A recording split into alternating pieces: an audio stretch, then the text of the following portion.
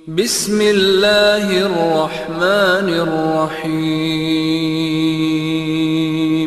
جس نے تکبر، دیکھیں نا، جو آدمی الجھ جائے گا نا اس کو تو دلیل دی جائے گی، تو جو تکبر کرے گا، ایک آدمی کہیں الجھ گیا ہے، اس کو ضرورت ہے کہ اس کی تربیت کی جائے، اور ایک تکبر کر رہا ہے، تو متکبر کے بارے میں رب کریم نے یہ ارشاد فرمایا کہ اس کو دلیل تھوڑی دی جا رہی ہے، اس کو تو کہا جا رہا ہے فخرج منہا، تو یہاں سے بس نکل جا۔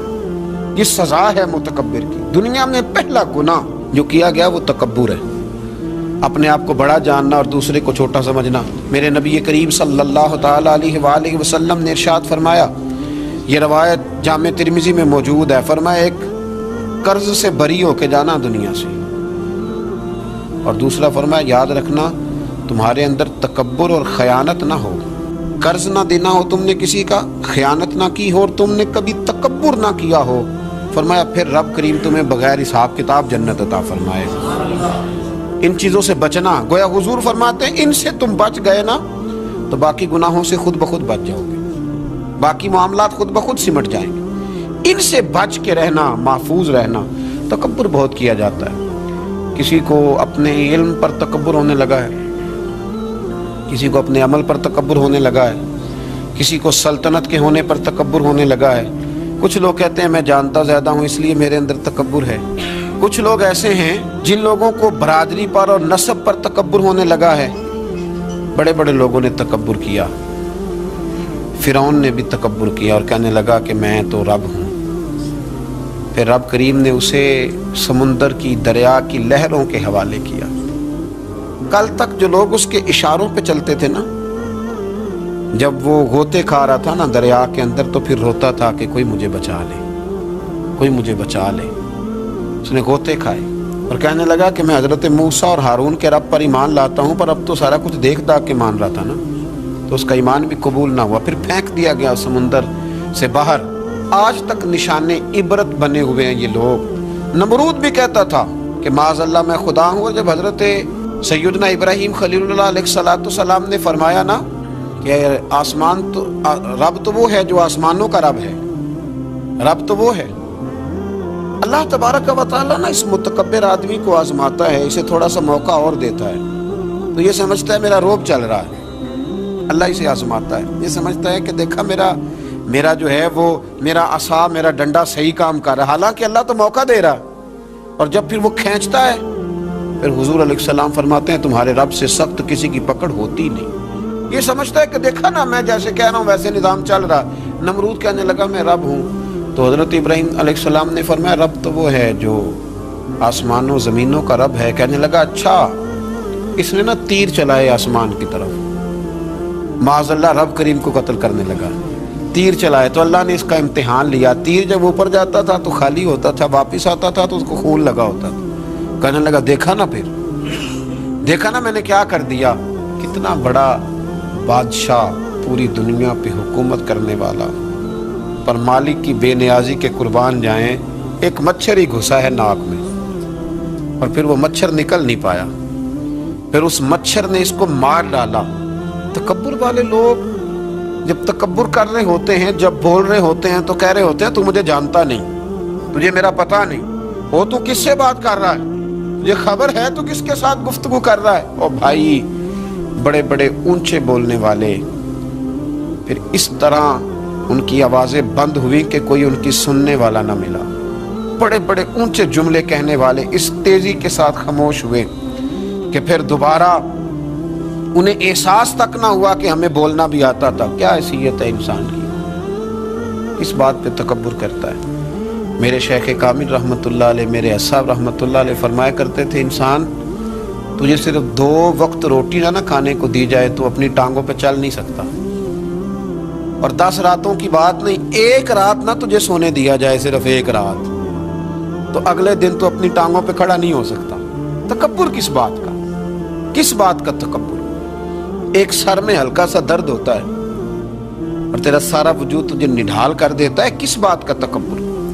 لیکن اس کے باوجود لوگ پھولے نہیں سماتے، باتیں کرتے ہیں تو بچ بچ کے، گفتگو کرتے ہیں تو کھول کھول کے، اور ہر تیسرا آدمی آ کر کے پوچھتا ہے کوئی حکم ہوا تو بتائیے گا، کوئی حکم ہوا تو بتائیے گا تکبر صرف ایک ذات کرے گی اور وہ ہے رب کریم کی ذات، کیونکہ وہ سب سے بڑا ہے، وہ اللہ اکبر ہے، وہ اللہ اکبر ہے۔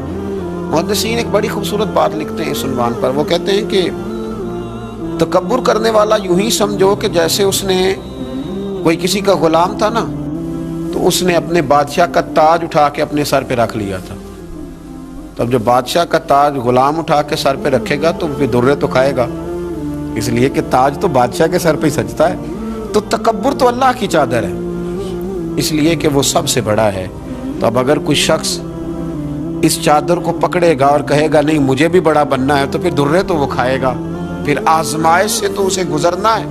کبھی بھی اپنے آپ کو بڑا نہ جانے، اور ویسے بھی انسان باتوں سے تھوڑی بڑا ہوتا ہے، بڑا تو اپنے اخلاق سے ہوتا ہے، بڑا تو اپنے کردار سے ہوتا ہے، بڑا تو وہ اس طرح ہوتا ہے کہ اگر اس کے اندر کچھ چیزیں پائی جائیں جن سے محسوس ہو کہ یہ انسان بڑا ہے، تو وہ رویے اس کے بتاتے ہیں یہ کتنا بڑا ہے۔ میرے نبی کریم صلی اللہ تعالی علیہ وسلم نے فرمایا یہ جو تکبر کرنے والے لوگ ہیں نا، قیامت کے دن اللہ انہیں چیونٹیوں کی شکل میں مسخ کر دے گا، چیونٹیوں کی شکل میں اللہ انہیں مسخ کرے گا۔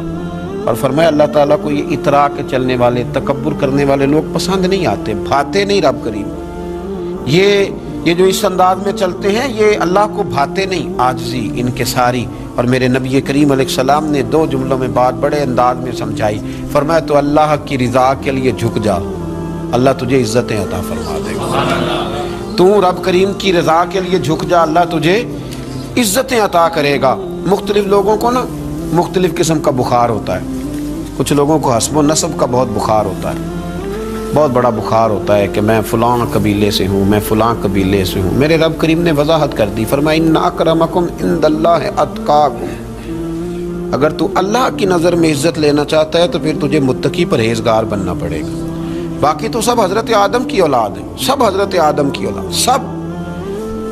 اعلیٰ حضرت فاضل بریلوی رحمۃ اللہ تعالیٰ علیہ تشریف فرماتے تو حجام آیا ہوا تھا حجامت کرنے کے لیے، وہ اعلیٰ حضرت رحمۃ اللہ علیہ کا خط بنا رہا تھا، بال تراش رہا تھا، مونچھیں تراش رہا تھا، تو ایک بہت نواب بھی کبھی کبھی ملنے آیا کرتے تھے۔ تو وہ حجام صاحب ابھی بیٹھے تھے چارپائی پہ، تو وہ صاحب آ گئے جو کبھی کبھی آیا کرتے تھے، بڑے سیٹھ تھے۔ تو سرکار اعلیٰ حضرت نے فرمایا کہ میاں بیٹھ جاؤ آپ بھی۔ کہنے لگا انہی کے ساتھ بیٹھ جاؤں؟ فاضل بریلوی فرمانے لگے اگر ان کے ساتھ نہیں بیٹھ سکتے تو تشریف لے جائیے، کیونکہ میری مجلس میں جو آتے ہیں وہ سارے برابر ہی ہوتے ہیں، یہاں جتنے آتے ہیں وہ برابر ہوتے ہیں۔ اگر آپ ان کے ساتھ نہیں نہ بیٹھ سکتے صاحب تو پھر آپ گھر جائیے۔ اگر ان کے ساتھ نہیں بیٹھ سکتے، حضرت ابو ذر غفاری رضی اللہ تعالیٰ عنہ خود سنایا کرتے تھے، رویا کرتے تھے اور مزہ لیا کرتے تھے۔ فرماتے تھے ایک دن نا حضرت بلال حبشی سے بحث ہو گئی تھی، میری زبان سے نکل گیا تھا وہ حبشن کے بیٹے جناب بلال حبشی رضی اللہ تعالیٰ عنہ مسجد نبی میں پہنچے، حضور کا چہرہ انور دیکھ کے رو پڑے۔ تو کریم محبوب نے فرمایا بلال تو روتا کیوں ہے؟ عرض کی حضور لوگ مجھے حبشن کا بیٹا کہتے ہیں۔ تو یا رسول اللہ صلی اللہ تعالیٰ علیہ وسلم یہ تو اللہ کی تقسیم ہے، اس نے کس کو کس خاندان میں پیدا کیا۔ میرے محبوب نے ممبر سجایا، صحابہ کو بلایا، فرمایا میں نے تو جاہلیت کی باتیں پیروں تلے رون دی تھی، ابھی بھی جاہلیت کی باتیں پائی جاتی ہیں، لوگوں کو کیا ہو گیا وہ بلال کو حبشن کا بیٹا کہتے ہیں۔ حضرت ابو ذر غفاری خود بتایا کرتے تھے اور مزہ لے کے بتایا کرتے تھے، فرمایا کرتے میں نے جب یہ بات سنی نا تو باقی تو نہ سمجھے پر میں سمجھ گیا۔ فرماتے میں اٹھ کے حضرت بلال حبشی رضی اللہ تعالیٰ عنہ کے پاس گیا اور میں ان کے سامنے لیٹ گیا، میں نے کہا حبشن کے بیٹے اپنا پیر میرے چہرے پہ رکھ اور میں لوگوں کو بتلاؤں کہ تھا تو حبشن کا بیٹا، پر اب میرے مصطفیٰ نے بڑی شانیں عطا فرما دی، شانیں عطا کر دی۔ بندہ و صاحب و محتاج و غنی ایک ہوئے، تیری سرکار میں پہنچے تو سبھی ایک ہوئے۔